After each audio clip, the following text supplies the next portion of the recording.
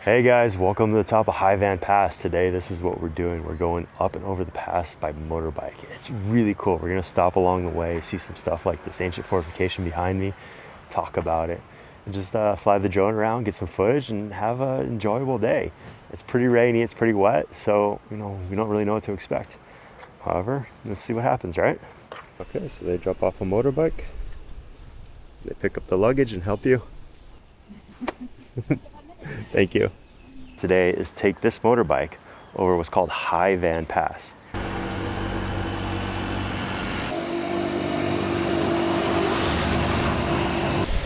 Look at this beautiful shrine you see when you're coming along the mountain. The truly interesting thing to do is stop at these little cafes. We're gonna go to the road and take a look at the storefront for this one. But you come, get a coffee, and then wander over here and just sit. Okay, so this is the really nice little cafe I stopped at. Okay, hi. And she is a very lovely lady. A little trash? Yes. Thank you. It was very good. It's very pretty there. Yeah, right? Thank you. And this little guy is a really friendly dog. Hi. I'm gonna say bye to you too. Bye, little Bowser. Oh, wow. It's cute. Bye. Come on.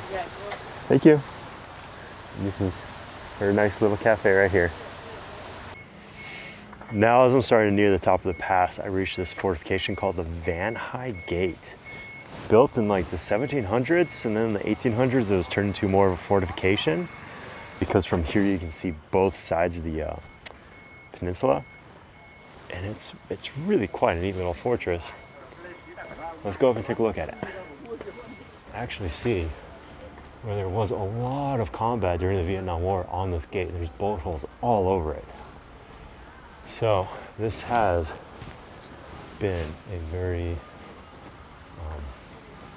defensible and long-standing fortification for, like I said, a couple hundred years actually. I assume these are the barracks that they had at one time for everybody that had to live up here. And of course, during the war, they turned into a modern military post and put these pill bunkers on it, which are, some of them are still here. All right, let's go find out how to get up there. Somehow missed that. Unfortunately, we can't go up here, which would have been cool because from the top of that, you could really see both sides of the pass quite well. So it's amazing that something was built 300 years ago, still served its purpose in a modern war. I mean, how wild is that?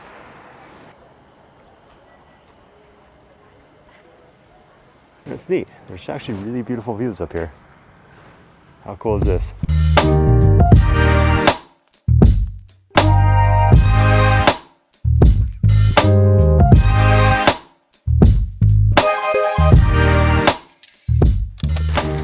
Oh man, I got caught in a really big downpour. I am soaked. What a bummer. One very spectacular thing about this pass though is you come across a lot of these creeks.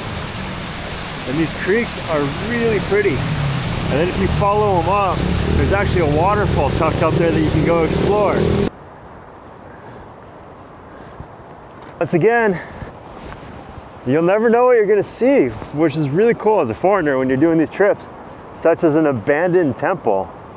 And look at the view of this coastline. Look, it's another Bowser turtle. I don't know why I'm yelling, but I'm just excited because this is really pretty. Wow, look at this strip of land that just kind of goes out and it's all developed. Vietnam's turned out to be a very interesting country. It's so pretty, it's so serene, the people are so cool, but it's got such an amazing tourist infrastructure system. Look at this lovely lady.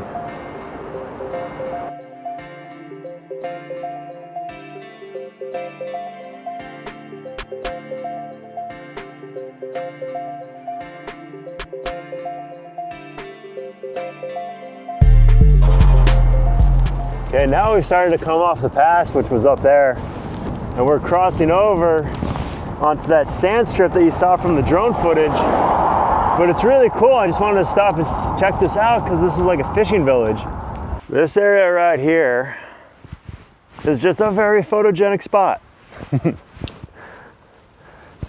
Oh, but for real, the actual reason why I'm here standing in front of this old boat is because what's behind me is called Lap An Lagoon, and it's a part of the suggested route. They say when you get off when you get off of Haivon Pass, is you come down here and you check out Lap An Lagoon, because there's supposed to be a lot of fishing boats, and when the tide's out you can walk out on the sandbars, and it's just a very photogenic and pretty spot, and it's a great spot to fly the drone even.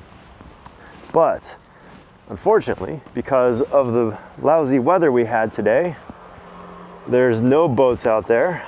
The lagoon is full and you can't walk out. And it's have a look at those misty mountains there. Woo! That's so pretty.